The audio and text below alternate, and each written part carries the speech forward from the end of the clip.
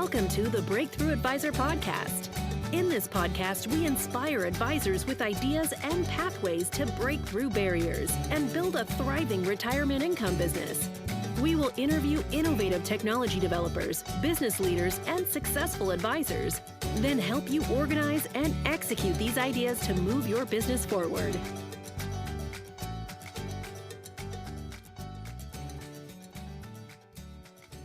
Hello, this is Jack Martin. I'm the CMO for InsureMark. I want to welcome you all to this episode of the Breakthrough Advisor Podcast.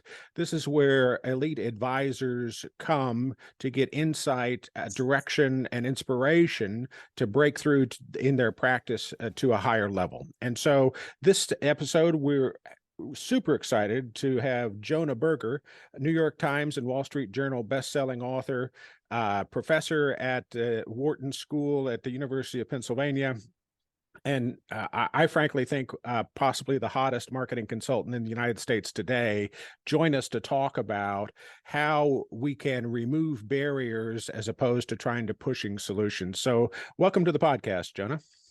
Thanks so much for having me. So catch our audience up a little bit on how you got to this point. I mean, what in obviously you spent a fair amount of time studying marketing in a lot of different ways. You've got a number of best-selling books. How did Catalyst come about? How did you get to this point? Yeah, it's an interesting story. So a number of years ago, my life changed a little bit. I used to be basically a pure academic. I was teaching at the Wharton School. I spent, 95% of my time doing teaching and research and a little bit of consulting or speaking here and there. But in 2013, I came out with my first book called Contagious: Why Things Catch On. And it changed my life to some degree. I started getting calls from all sorts of companies and organizations, from big Fortune 500 companies like the Googles and Apples and Nikes of the world, to small startups, asked them to help with a variety of different challenges. It was really exciting for me. I have a PhD in marketing. Obviously, I do a lot of research in marketing, but I didn't have a lot of actual business experience. And so I got to learn a lot about how business was done in a variety of different industries. But as I worked with these different clients, I realized something that was, to me, quite fascinating, which is that all of them had very much the same challenge, which is that all of them had something that they wanted to change. So for the marketers or the sort of sales type folks, they had a customer or client they wanted to convince or get to come around. Employees wanted to change their bosses' minds, and leaders wanted to transform organizations. Nonprofits wanted to change the world. Startups wanted to change industries. But I realized that many times the approaches they were using weren't working, right? They were pushing, they were pressuring, they were cajoling, trying to get people to come around, and it wasn't happening. And so I started wondering, well, could there be a better way? Could there be a better way to change minds and drive action, not by pushing, but by doing something else? And that's really what was the impetus for this new book, The Catalyst. So one of the buzz concepts in financial services today is behavioral finance. So how does what you're talking about differ from, what our advisors might have been exposed to with respect to behavioral finance? Yeah, I have some colleagues that do some really exciting work in behavioral finance, and I love that the area is getting more attention. Obviously, behavioral science has been around for a long time, and so it's good that folks with more of an economic or finance bent have finally started to realize that, wait, there's some human beings underneath some of these decisions. And I think a lot of that work is about sort of biases in decision making, right? People don't always do what rational economics would suggest that they do. Instead, they have some biases. They seem to be acting in irrational ways, though sometimes predictably so. And in some ways, the Catalyst relates to that, right? If the key insight is that people are driven by underlying motives and psychological drivers of behavior, then yes, they're very much related. The point, though, is a little bit different. I'm not talking about biases necessarily in decision making. I'm talking about barriers that often prevent people from moving forward. So, usually when we think about changing people's minds, we think about providing more information, more facts, more figures, more reasons.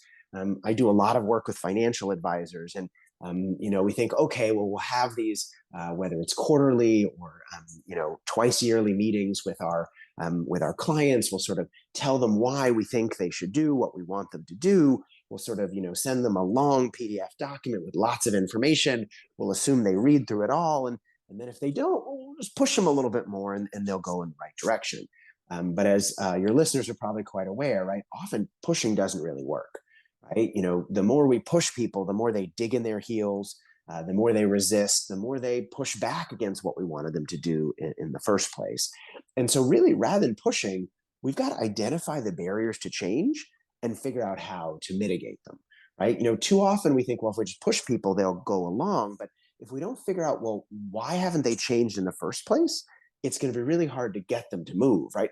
Often we think it's information. Oh, if I just give someone more information, they'll come around. But that's not often the barrier, right? Often people have all the information and they're still not interested. And so we need to do a better job of finding the root, right? What's the underlying cause or barrier or obstacle that's in the way? When you go to a doctor's office, for example, the doctor doesn't start by saying, well, let me put a cast on your leg. The doctor starts by saying, let me understand the problem. And only once I understand the problem can I prescribe the best solution. And I think the same thing is here. We need to do a better job of understanding the psychological drivers and barriers of the prospects and clients that we have, and use that understanding to help them move in the right direction. So that covers a lot of territory. Let's stop for a second and unpack that. So as a financial advisor, if acknowledging the fact that more reports, more data, more graphs, more charts isn't going to accomplish the objective. What should my mindset be as I go into, let's say, an initial discovery meeting with a client? How should what should, in golf we call them swing thoughts? What should the advisor's swing thoughts be for that initial discovery meeting? Yeah, I interviewed some amazing folks in writing this book. So obviously, top selling salespeople and transformational leaders, but also some more unusual individuals. So I talked to hostage negotiators and substance abuse counselors and parenting experts, which, depending on if you have a 2-year-old at home, may be the most difficult mind to change out there. Again and again, they talked about the same 5 key barriers, not exactly in the same words, not using the same terms, but the same 5 underlying things often got in the way of change. And so in the Catalyst, I put them in a framework called the REDUCE framework. That stands for reactance. It's an acronym. So REDU and then CE. R is reactance, E is endowment, D is distance, U is uncertainty, CE is corroborating evidence. Each of these barriers often come up when we're trying to get people to change. And in that meeting, you just sort of laid out, to me, one of the common barriers is actually the same issue that hostage negotiators often face. And I was talking to sort of a seasoned negotiator, and he was noting that, often novice negotiators, the first thing they try to do is jump to influence. And that makes sense, right? You want someone to do something, you jump right to influence. So the hostage negotiator will, get on the scene and say, come out with your hands up or do X, Y, Z. They assume that if they just tell people what they want them to do, the people will come around to do it. And he noted, though, that seasoned negotiators, folks that have been around a while, actually try a different approach, because the challenge is if you start with influence, right, you haven't built the basis of understanding and connection and empathy to get people to listen to you in the first place. What you really need to start with, and what great negotiators start with, is they start with understanding, right? They start first by saying, well, who is this person that I'm trying to change? Why, in a negotiating context, why are they here in the first place, right? Why are they holed up in a bank, with a bunch of hostages? Why are they thinking about committing suicide? What's the underlying reason that's got them there in the first place? And using that information to help show them that the best way for that person to get what they want is to actually do what you thought was a good idea in the first place. And I think it's a nice analogy for any type of change, and including for financial advisors, right? Don't start with, hey, this is the best thing for you, right? Start with understanding. Start by asking questions. Start by figuring out, well, who is this person I'm talking to? What are the challenges that they're wrestling with? What are the reasons they might not want to do what I'm suggesting, right? If I think annuities are a great idea, well, how do they feel about that? And why do they feel that way? And the more I understand about them and the situations that they're in, the more effective I can be at encouraging them both to do what I wanted them to do, but also reach a better outcome for both of us. So those are great insights. And so, some of this kind of sounds like, old school active listening, right? It's certainly related, yes. Listening is a great place to start. It's not enough to end there, but a great place to start. But I think that the key insight, even underneath both of those things, is this idea of reactance, right? The more we push people, the more they push back. The more people feel like we're in the driver's seat, right? People like to feel like they have freedom and autonomy. Why did I make a certain choice? Why did I buy a certain product, use a certain service, make a certain decision? I did it because I thought it was a good idea. But the more that we, whether we are an advisor, whether we are a peer, whether we are a boss, whether we are a colleague, whatever we are, the more we try to influence someone, the less it's clear that they're in the driver's seat, right? The more they start to feel like, well, wait, maybe I'm not making this decision. Maybe you're making this decision. The more they feel like it's us rather than them, the more this anti-persuasion radar goes off, right? People have this ingrained system where they detect persuasion attempts. And the more they feel like someone's trying to persuade them, the more they engage in defensive measures to avoid being persuaded, right? They avoid the message, they ignore it, or even worse, they counter argue. They think about all the reasons why what is being suggested is a terrible idea. And so rather than pushing, we've really got to do something else. So there's this dynamic tension between what the objective is for that the financial advisor has in mind, and where the client potentially sits on a particular issue. So how do you counsel financial advisors to manage that situation? What should they guard themselves against? What should they be looking for as signals from clients to help guide them through that process? Yeah, I talk about a number of different strategies, and I'm happy to share a couple here. One is a simple approach I call providing a menu, right? Too often when we want people to do something, we say, hey, this is what I think you should do. And then we list all the reasons why they should do it. And the person sitting there listening, but they're not just listening, counter arguing. They think about all the reasons why that's not a good idea for them. And so at the end, it's not surprising that they're not interested in doing it because they focused on the reasons they don't want to do it, right? If instead we provide a menu, we give them some choice, right? We say, hey, I think you should do X or Y.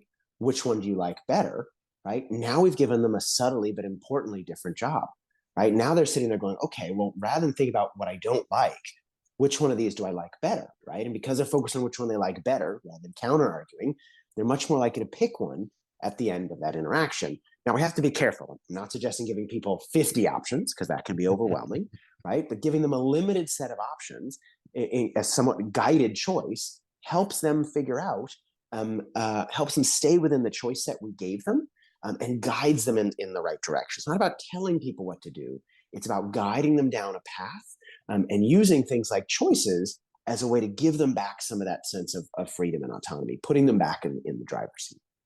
Gotcha. So at night, I shouldn't go to my wife and say, how do you feel about Italian tonight? I probably should say, what do you think, Italian or Thai? I love that example because it happens so often in my personal life as well, right? I find sometimes when I say, hey, let's do this, right? I find my spouse often, I don't feel like that, right? Or even with friends, I say, how about we do this? Oh, we did that recently, right?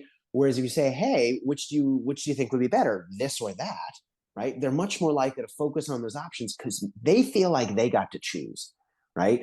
And no, you're not giving them infinite choice, right? You're not saying do whatever you want. And you're not saying do only this one thing. You're giving them enough choice to make them feel like they've got that autonomy. And so they feel like they're a participant in that process, so that they're much more excited about going. So that's a great thought. So how do we, if I'm an advisor, well, let me back up. We survey and talk to our advisors a lot, and we survey thousands of advisors every year. And one of the common themes is they struggle with marketing. They struggle to bridge that client acquisition gap to be able to get the kinds of people that they want to work with into their practice and to become revenue generating clients for them, right? So how do we I don't know if generalize is the right word, but how do we broaden the utilization of this strategy? I can see one-on-one when I can get eyeball to eyeball with my client, and I'm trying to understand, where their head's at. How do I do that across a broad audience so that I'm convincing people they should do business with me? Yeah, I'd say a few things here. So first, actually, the best marketing, the best advertising for you as an advisor is actually not you, right? It's your existing clients, right? Nobody likes to hear people talk about how great they are themselves, right? If you walk up to someone at a party and they tell you how great they are, you try to find something else to do with your time, right? But if somebody says, "Hey, I think you'd really enjoy meeting my friend. This is why they're fantastic," you're interested in meeting that friend, right? Because someone else gave a recommendation. And so I think the first place I would start is think about how to turn those existing customers or clients into advocates, right? How do you get your existing clients to tell more people about you? Not just because they like you and think you're great, which they probably do, but because you understand the science of word of mouth, right? I find sometimes, I have a financial advisor in my own life, and I find that sometimes I get off a call with my advisor more confused than when I started, right? They use a lot of language and terms and things that they understand really well, but I, as a layperson, may not.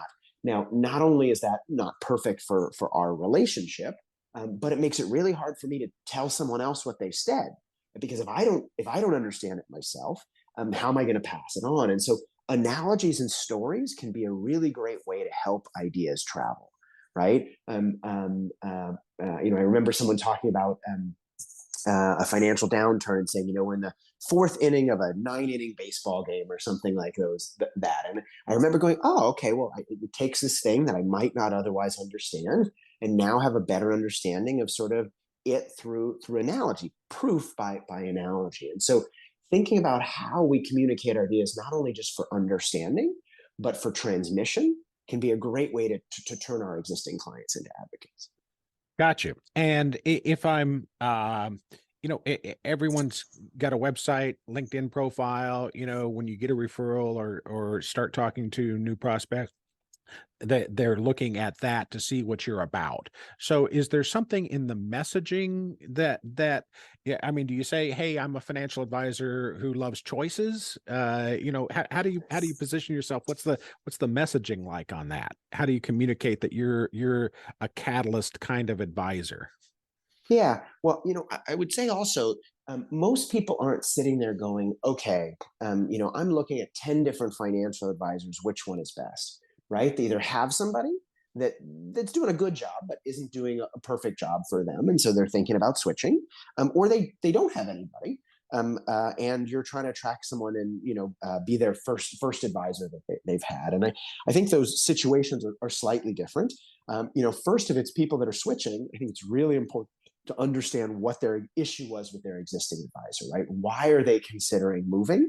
Because the more you understand that, the more you can show them that how you offer, if what you offer fits this way, can sort of solve that need that they have. But if it's the person more who this is the first advisor that they're looking for, then I think it's more showing them, okay, well, why is working with an advisor a useful strategy? Right? They're not sitting there comparing 6 different people. So it's not about you being better than someone else. It's about you being better than nothing. And I think it's really important to understand sort of the choice that people are making, and use that to figure out how to frame yourself. Gotcha. Okay. So, there the in the preparation for this, we talked a little bit about this annuity paradox concept. That the economists are perplexed that even though guaranteed income or protected income or annuity income, whatever you want to call it, is a good idea for some folks, that they don't seem to be jumping on the bandwagon at the rate the economist would predict. So it comes down, I think, to old prejudices about annuities, old biases about annuities, understandings. So how would an advisor help a client understand, remove the barriers, help them progress through that in your mind? Yeah, this actually reminds me a little bit of a story from the book, and this came from a financial advisor I was talking to, and they were having a problem getting one of their clients to shift some of their assets from savings to put it in the market. And the client was saying, look, if I put it in the market, I could lose money. But if I keep it in savings, I can't lose any money, right? Savings is perfect. The market is sort of risky, and I'll stick with what I have already. And it touches on this key concept I talk a lot about in the book of endowment, right? Which is the E in the reduced framework. And that's the idea that, when we're getting people to change, we're not just trying to get them to do something new, we're getting them to let go of something old, right? And this is the same challenge switching advisors. They're not just doing something, they have to let go of an old thing.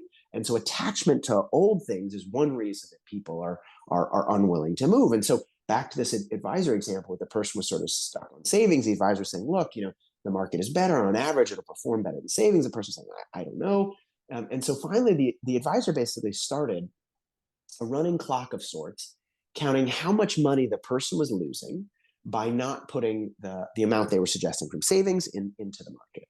And so first it was only a couple bucks, and then it was a few hundred, and then it was a few $1,000s. And they got to a period of time where they showed this back to the client. They said, look, you've lost this much money by not putting your money in the market.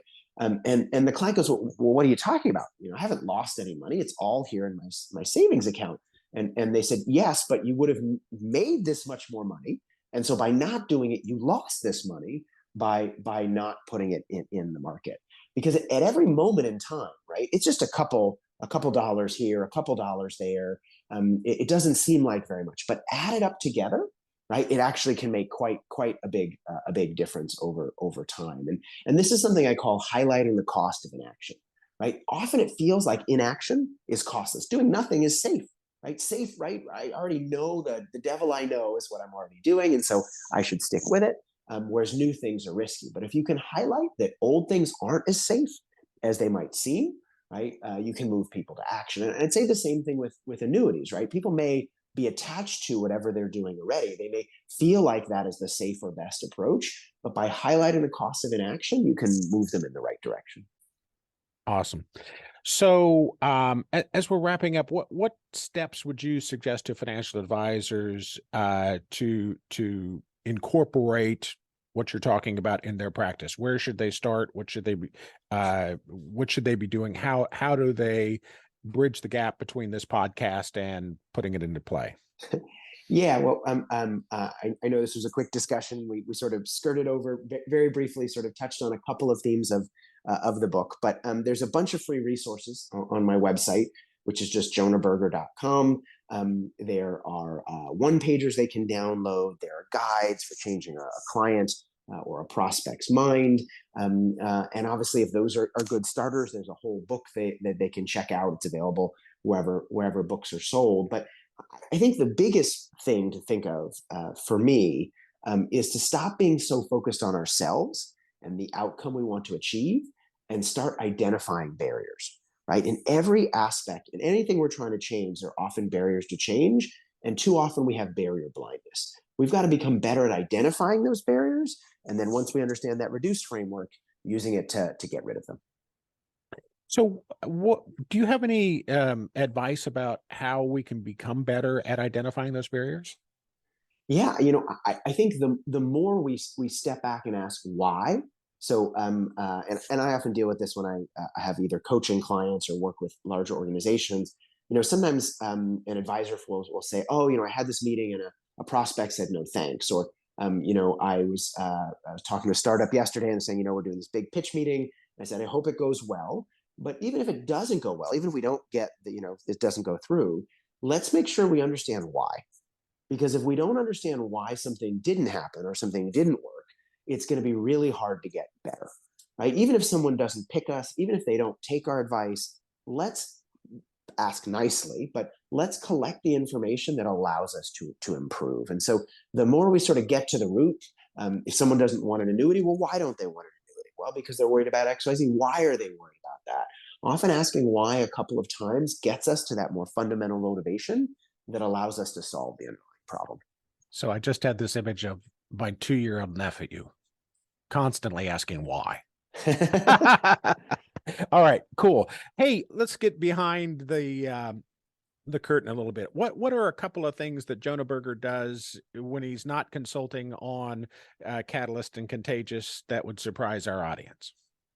Oh wow! I'm a youth soccer coach, not a particularly good one, but I am a youth soccer coach, and I love learning about almost anything at all. So I'm not a particularly good basketball player, a particularly good cook, but I love learning about new things, and I think the world is an amazing place if we're curious and open minded. So, do you think your youth soccer team is your laboratory? You know, I'm not sure that they listen to me, but I do my best. This is terrific. Hey, Jonah, thank you very much. And folks, the Catalyst is available, as Jonah said, anywhere you can buy books these days. Jonah, it's been a real pleasure to talk with you, and I think our advisors are going to really benefit from asking more whys and doing a little bit less numbers pushing. So thank you very much for those insights. We appreciate it. Folks, thanks for joining us today on the Breakthrough Advisor podcast. Feel free to share, comment, like the podcast, drop into our Breakthrough Advisor podcast page, check out all the other episodes. Until the next episode, good luck and hope you have a great day. Thanks.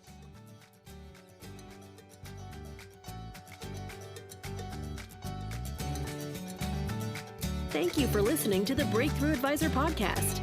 Click the subscribe button below to be notified when new episodes become available. The information covered and posted represents the views and opinions of the guest and does not necessarily represent the views or opinions of InsureMark. The content has been made available for informational and educational purposes only.